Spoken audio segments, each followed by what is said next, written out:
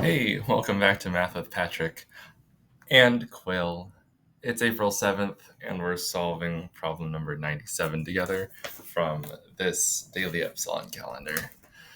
All right, and the date's the 7th, so the answer is 7. We need to show how we can find all of these distinct digits that satisfies this equation, or that satisfy this equation, and we're solving for x here. So this x is what has to be a 7.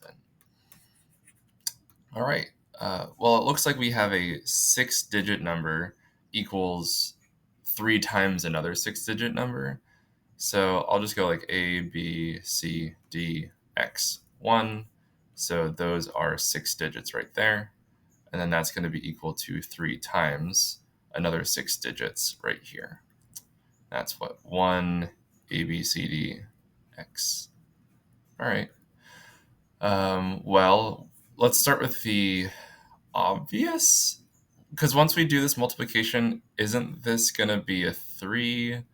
Well, I guess not, because maybe if like A is 9, then I would be doing like 3 times 19, which, yeah, that this leading number here could be 3 or 4 or 5. Okay, so that's something good to know. Oh, but then A is this leading digit over here. Hold on. Should I start? So I'm just trying to figure out where even to start. I could also start in the ones place. It looks like, here, well, let me make this little x thing like a multiplication dot. I don't want to confuse my multiplication with my x's. 3x is going to be something that has a 1 in the ones digit. So I could also, let's start there actually, maybe. Ones digit.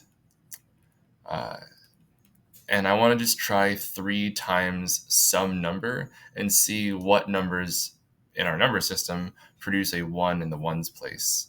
So if I do like 1 times 3, that's going to give me 3. If I do 2 times 3, that'll give me 6. And so I'm just basically counting by my multiples of 3 until I find one of them that has a 1 in the ones place. So here's one. And is that really it? Because uh, I mean, this is the only one that has a 1 in the ones place, and so it has to be 7 times 3. So x is 7. Is that really it? Oh my goodness. Okay. Yay, there's our answer. Let's keep trying a little bit. And this is so silly. I don't even know what A, B, C, and D are. Um, Okay, maybe we should show that A, B, C, and D are distinct digits, because maybe there's this weird case where, like, yeah, sure, X is 7, but like the rest of the number doesn't work. Like, this is so bizarre that just by inspecting the ones digit, I just get my answer. But oh well, X is 7. Great. Let's keep going though. Well, knowing X is 7, I can put it here and here. And then so my larger number ends in a 71.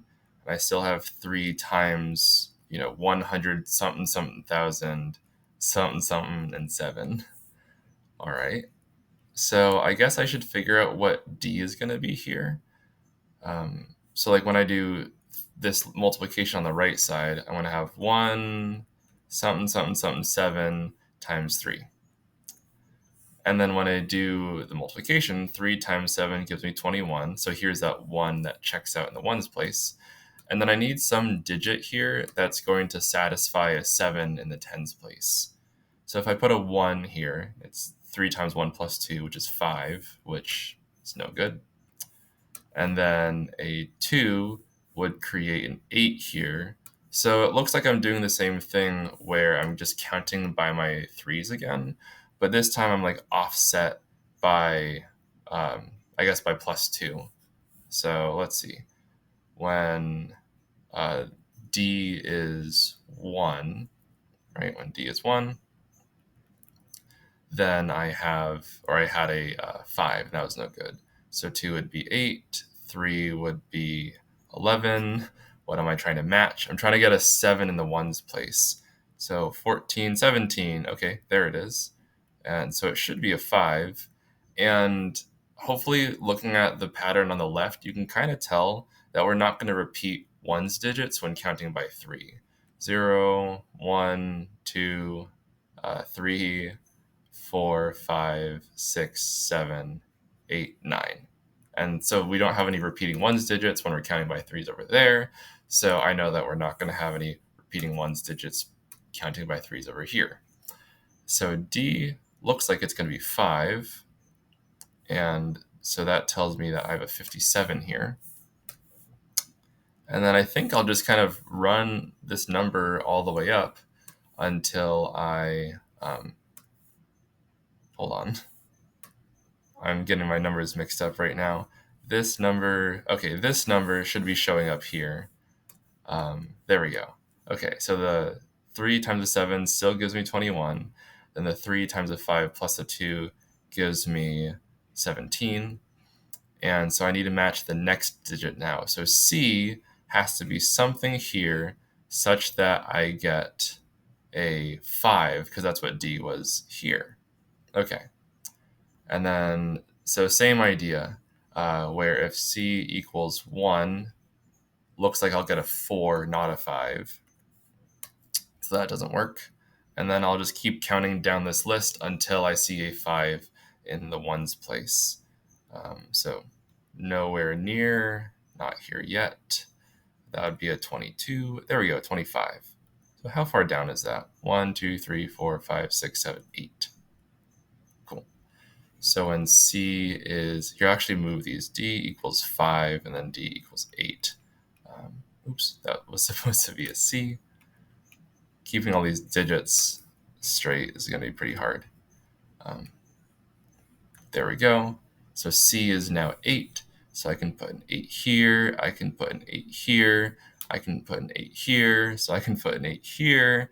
3 times 8 plus 1 is 25. So I need to do 3 times something plus 2 is 8. This one's easy for me. I know that this is going to be a 2. So that means this is a 2. So B is 2. So 2 goes here. 3 times 2 plus 2 is 8. And then so I carry nothing. 3 times something gives me a 2. And then I need A to match as well. So I'm hoping this is going to be a 4, just because I know that 3 times 4 is 12. So I carry a 1. Hoping A is 4. Hoping A is 4. And then, yeah, when I do 3 times 3 plus the 1, I get a 4. So that's kind of neat, actually. These numbers that we have here, this one and this one, these are both in the decimal expansions of fractions including 1/7. So as a little fun fact, 1/7 is 0.142857, and then it keeps repeating. You could prove this to yourself by doing like long division and seeing how many times 7 fits into 1, which is no times, but then how many times 7 fits into 10, and then continuing this decimal long division, and then you're eventually going to create this repeating pattern yourself. And then the cool thing is that 2/7 is just the next highest, or the next greatest value in this pattern. So instead of starting at the 1, you'd start at this 2 and just keep going from there. So it'd be 2857, 14, 2857, over and over and over again. And then 3/7 would be the next largest value. And so it looks like there isn't a 3 in the list. So I start with a 4. Then I'd go 2, 8, 5, 7, 1. Whoopsies, that wasn't a 7. So I think it's kind of neat that this pattern of dividing by sevens and like getting these decimal expansions is showing up in this problem. And maybe if I was like predicting things, I would have noticed that we have this chunk of digits that just shows up again in the other number, but it's kind of hard to predict those things, I think. And so it looks like the best way to solve this and confirm that x is 7 is just to do the multiplication and work your way up through the digits. So looks like I found all A through X, and X is the one that's 7 today.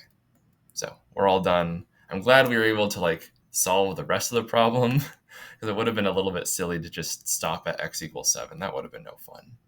So we're all done, and you can say bye to Quilly, and he'll see you tomorrow, or maybe another day too. Who knows? But he'll be around. Okay, bye.